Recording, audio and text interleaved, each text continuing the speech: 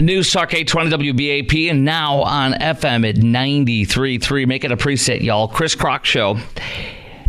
We have been attacked today. 2 missiles were launched at one of our bases in Iraq. Ain al-Assad Air Base in Iraq, which houses troops. And at least 2 Russian-made Katyusha rockets were fired towards our bases. And we did have injuries of our military soldiers, our soldiers today. And it's been about 7 hours now, roughly, maybe 8 hours, I don't know, between 6 and 8 hours since that happened. And Joe Biden has not said anything, and cackling Kamala has not said anything. So here we are. This is going to be a large, major attack, according to all reports I've seen. The Secretary of State, our Secretary of State, Antony Blinken, has actually said that he told our G7 counterparts that the Iranian attack against Israel likely within the next 24 hours. That's today, he said that. So it's probably been about 10 hours since he said that, give or take. And so I guess you'd say there's about 14 hours left. And, of course, the time frame there is not the time frame here. Middle of the night there might be middle of the day here.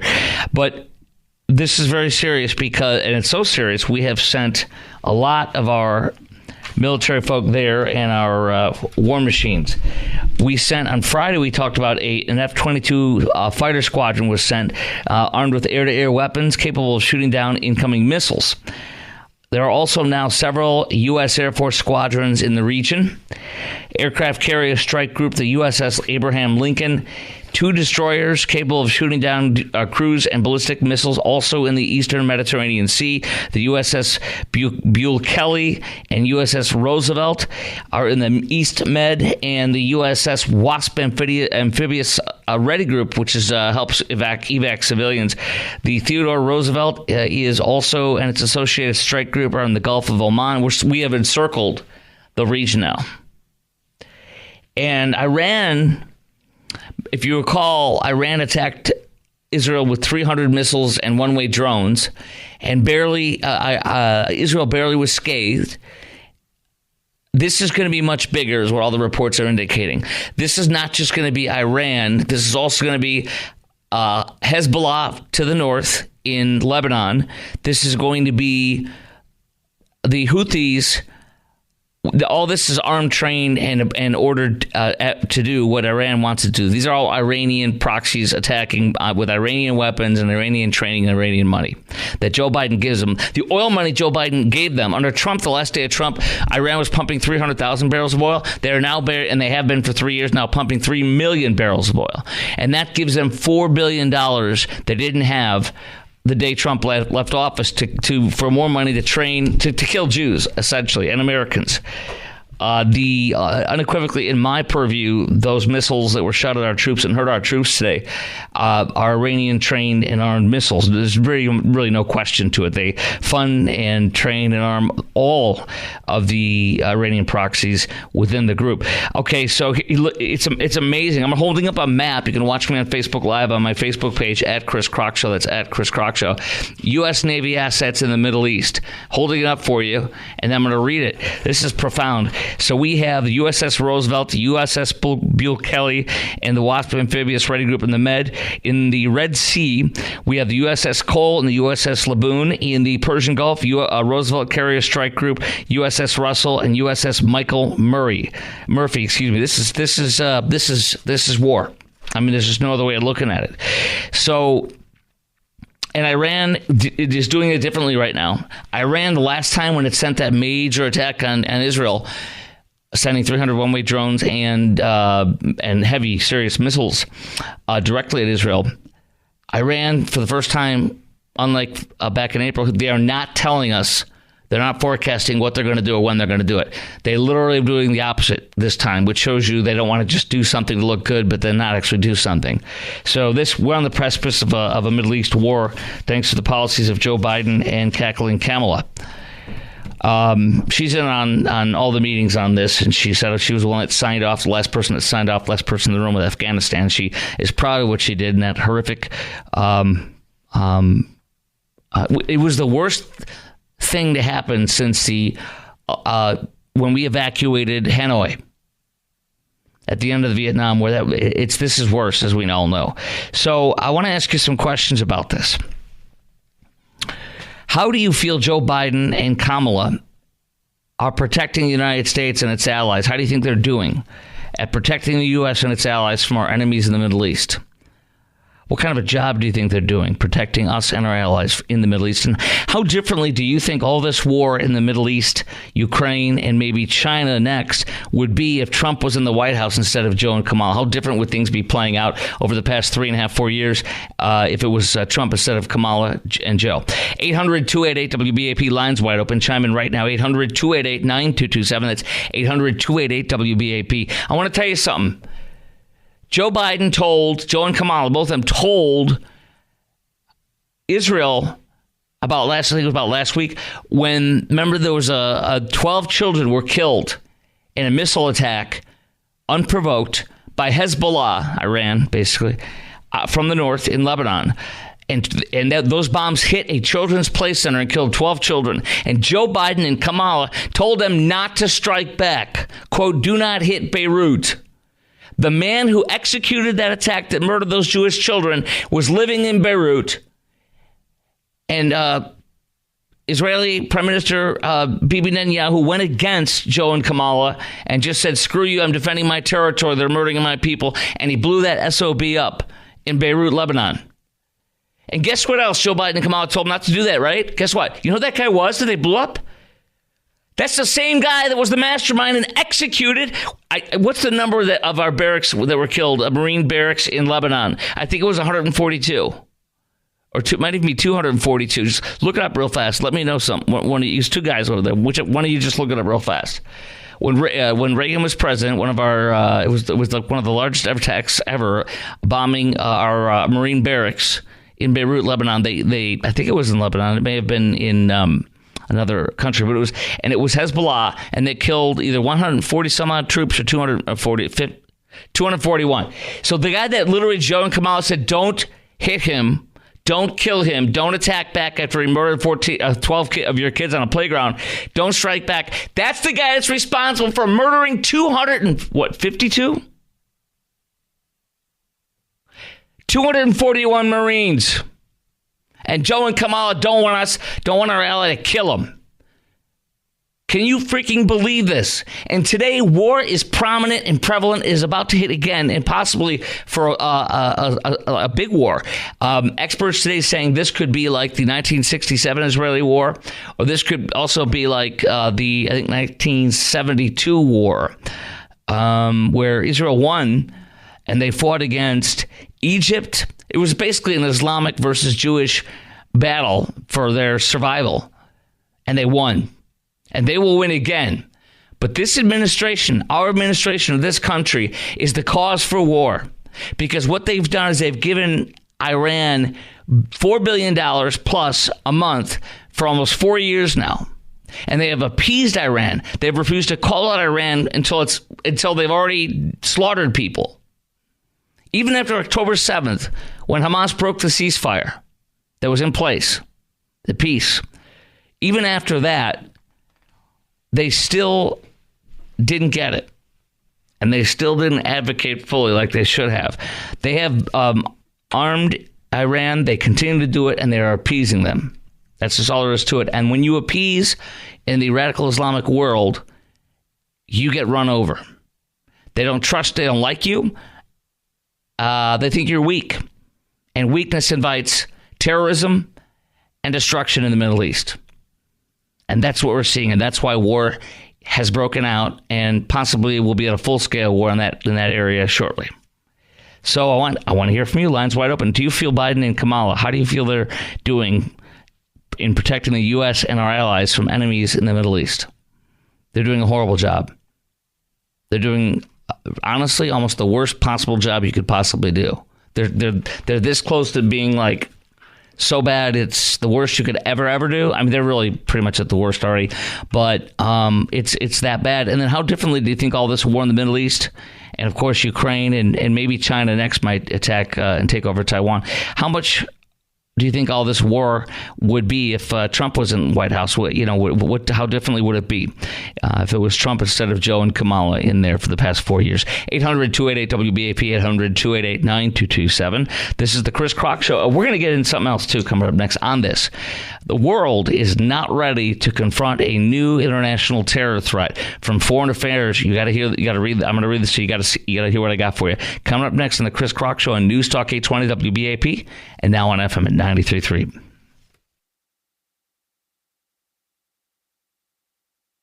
News Talk 820 WBAP and now on FM at 93.3. Make it a preset, y'all. 2 Katyusha rockets, those are Russian-made rockets, fired.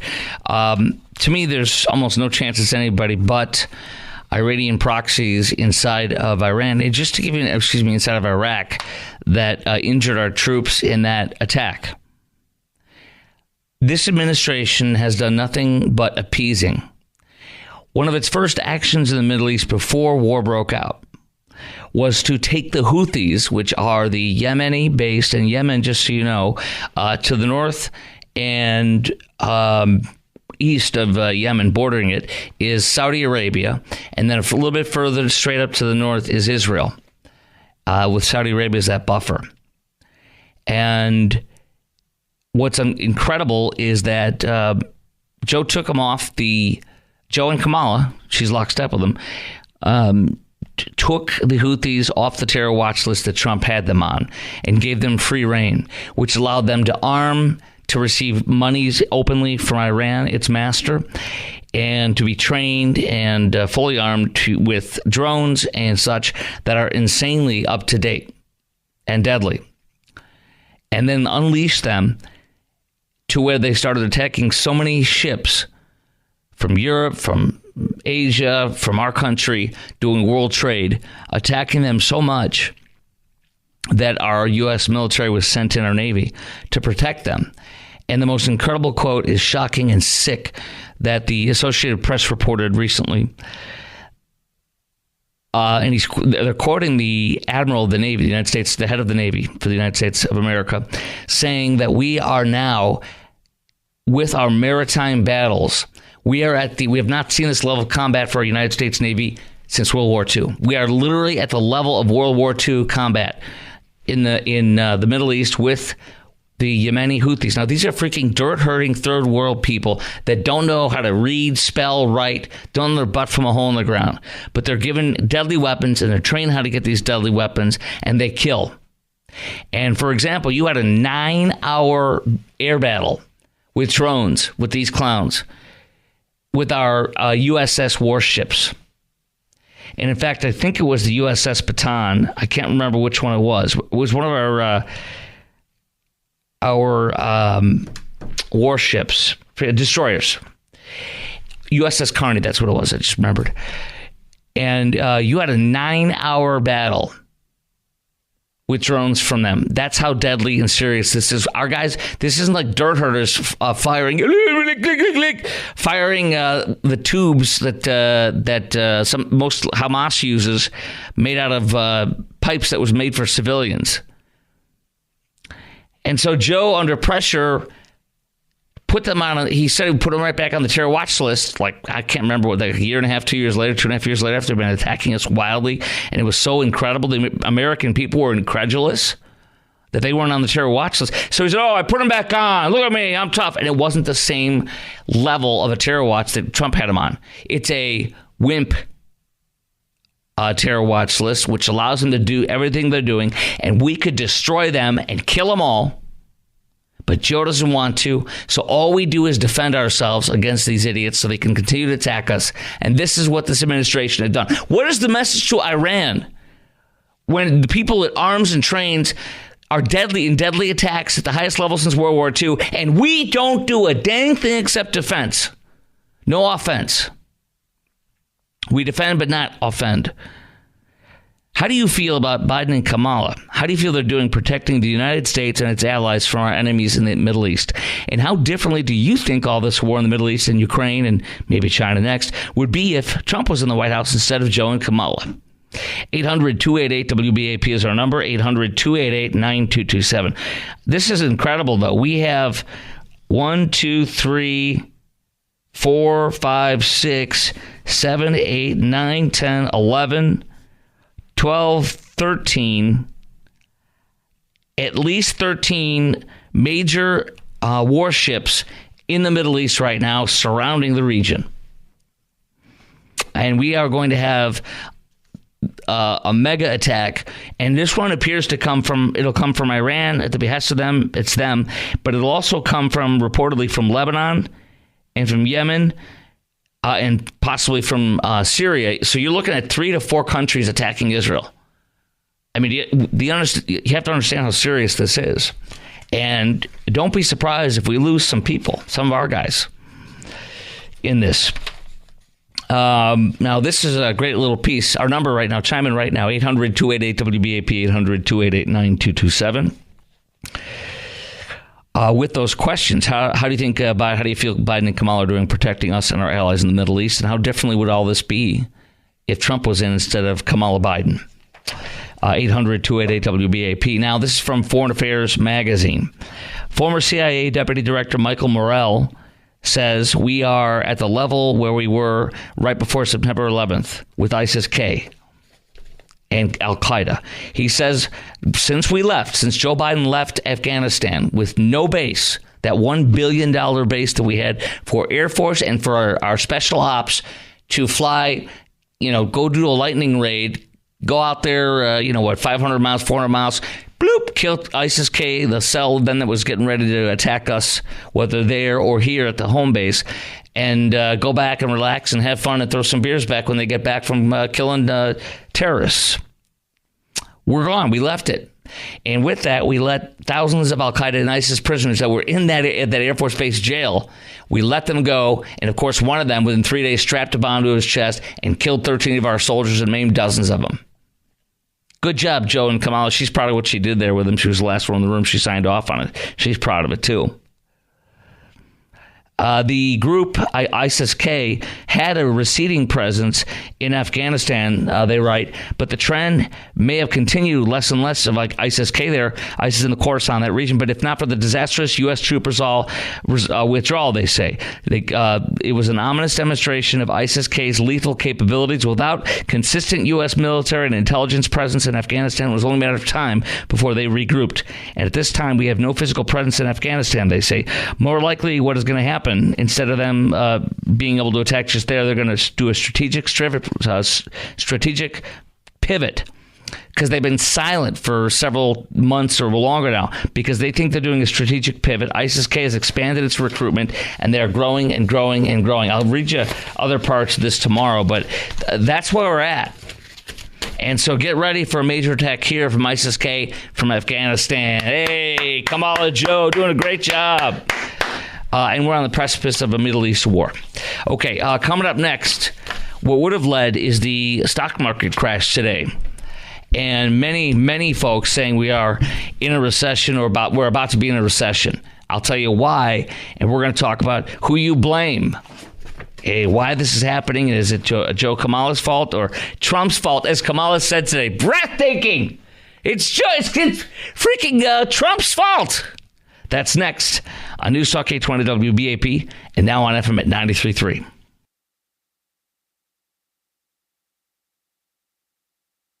What about a recession? Are we headed to recession? I believe we are. And Stuart, it's been the consumer. The consumer drives 70% of the market, and the consumer has been pushed to the brink. And we're starting to see that with the amount of employees that are being hired. What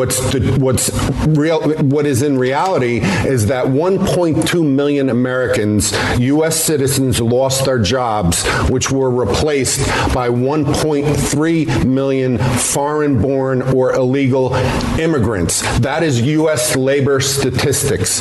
That shows that the labor market was never as strong as it was, and a lot of the new jobs being created by part-time workers, it's never been as strong as it was. Now you're going to see layoffs, and there's going to be more carnage in the future, leading us to a deeper recession. That is the Stuart Varney Show on Fox News Business, and that is market experts Jeff Sika. You have many, many experts in the market and the economy coming out today and saying we are on the precipice of a recession. We're about to take a step into an actual recession.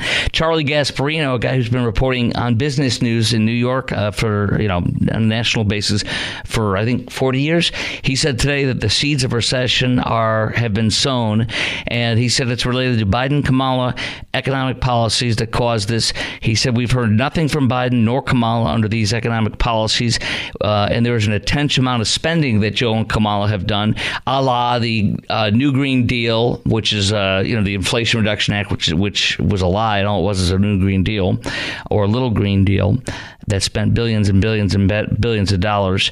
And then he did the other one. What was that called? You had I guess it was the Inflation Reduction Act, and you had one more. I can't recall the other one, but here we go.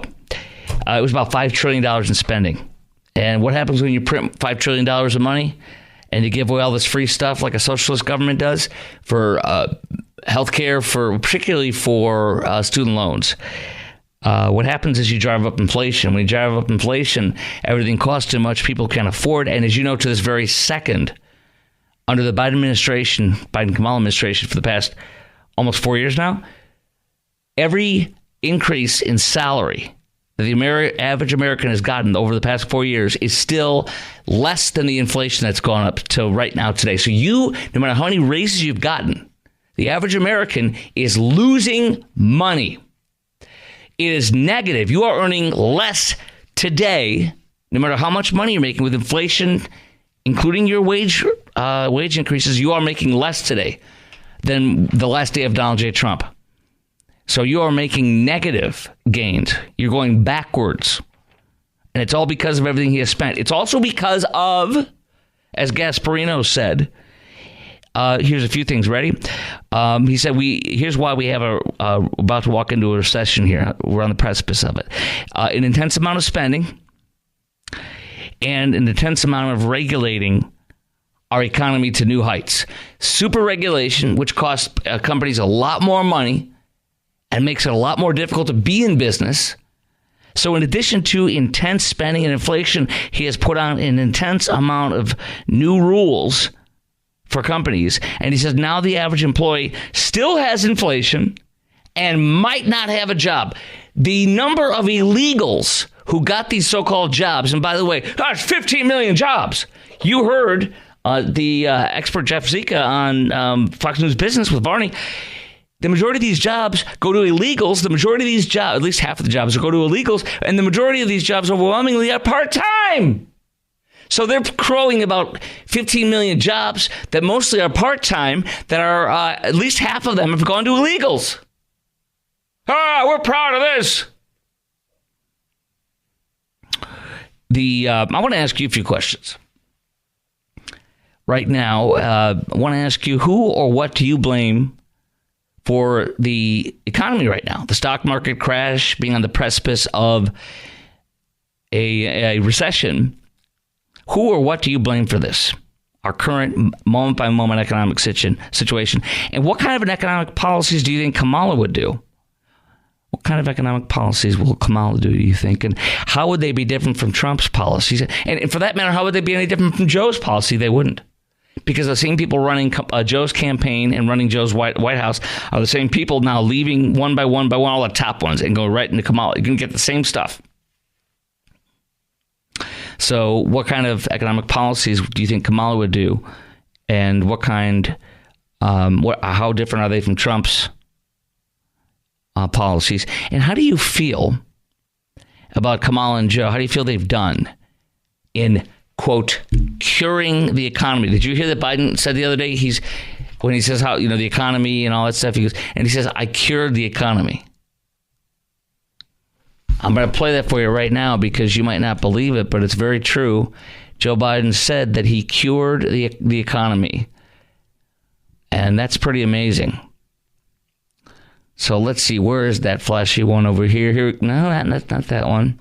All right, I'll pull it up from my X account on Twitter, which I have in just 1 second, please.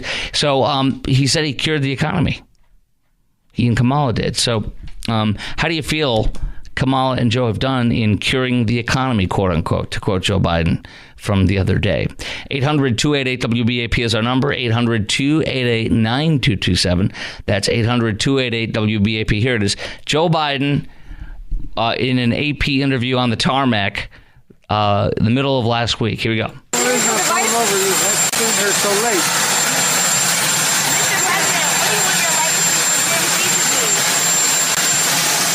Cure the economy and the environment and a few other small things. I cured, she said, what do you want your legacy to be? That I cured the economy and what was the second one again? Let's go back. Anyways, he cured the economy. Oh, yeah. And I think climate change. And the environment. Yeah, he cured the economy and the environment and a few other small things, mocking as if these are little things when they're huge. So how do you feel about that? Do you feel Kamala and Joe have actually cured the economy, as Joe says? And who or what do you blame for today's stock market crash and being on the precipice of a recession? 800-288-WBAP is our number. Chime in right now, 800-288-9227. Charlie Gasparino, this 40 or 50-year veteran of reporting in business, continues. So he says that Joe Biden and Kamala have sowed the seeds of recession in their policies over the past 4 years, and that absolutely this recession that we're about to be in and that this market crash today and Friday is absolutely tied to Joe Biden and caused by Joe Biden and Kamala's economic policies, that they caused this. And we've heard nothing from Biden nor Kamala under these economic policies. By the way, if you look at Kamala's website, running for president, guess what? There's no policies on there. She has no policies listed. This woman is running for president for over 2 weeks now, and she has not listed one of her policies on her website. There's no what my policies are, what my priorities are there's no policies, none. And not only that, but she is anonymously, her aides are anonymously telling that she's flip-flopped on everything. She won't say it. She won't admit it. She doesn't say it publicly. People in her campaign are anonymously telling reporters, and then they're reporting it. And one of her staff members anonymously reports that she has gone against her fracking ban, that she has gone against, everything. Everything she said that is radical leftist California liberal, which means she's left of Bernie Sanders, like GovTrack said she was in 2019 as a senator, and like GovTrack said she was in 2020, except for save on the second year there of her Senate voting and such and positions. Bernie was only more liberal than her in 2020, but she was more liberal than Bernie in 2019. And she was to the left of Elizabeth Warren and everything. And she wants illegals made legal so they can vote and everything. Warren does. So obviously Kamal's to the left of her. Tibor in Dallas, you are on WBAP. Once Kamala's poll numbers came up, and it looks like, based on the latest poll, she may have a chance to be president. Yes, she's actually going to probably take the lead after she announces this week. Tomorrow she announces her VP, and the next week it's all rolled out perfect to just have it all coronated without any votes for her. Obviously, she is going to be above. Reacted. She's going to be above. Yes, the market did react at her being the nominee. It truly did, and we'll get to that in a sec. But also, she's going to be actually ahead of Trump beyond the margin of error, possibly after the Democrat convention next week. Go.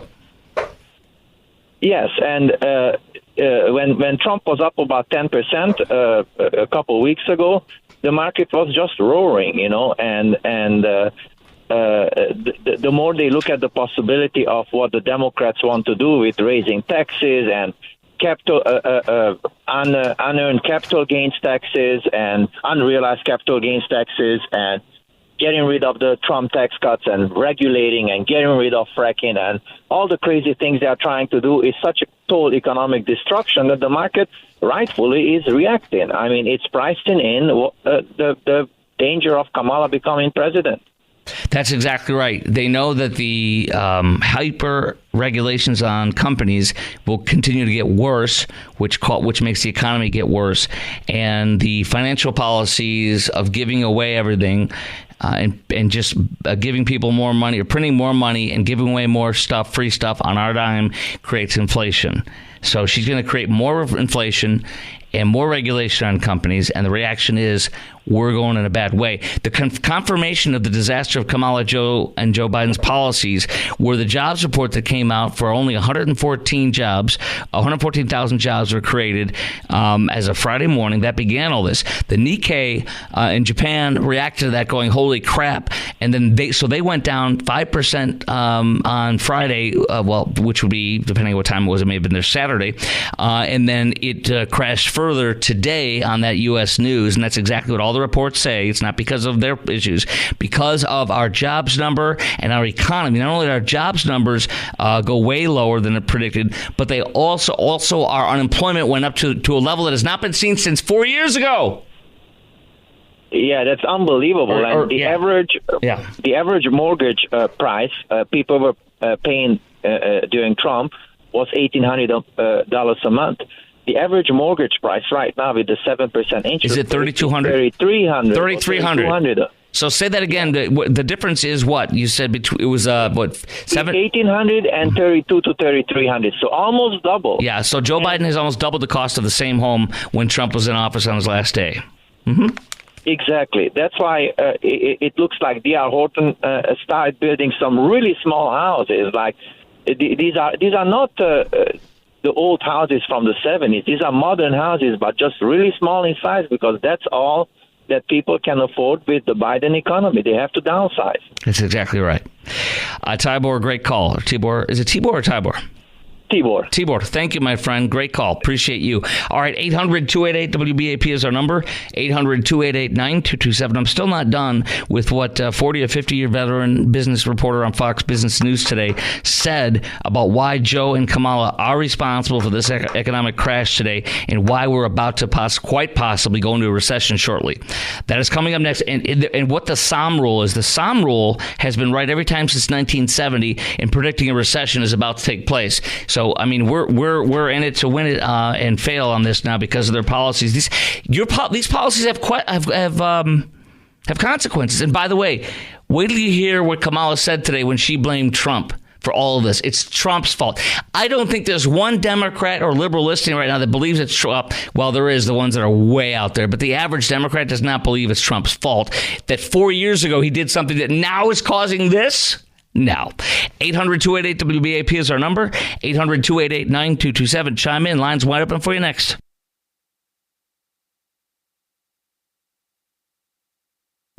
News Talk 820 WBAP and now on FM at 93.3. Make it a preset, y'all.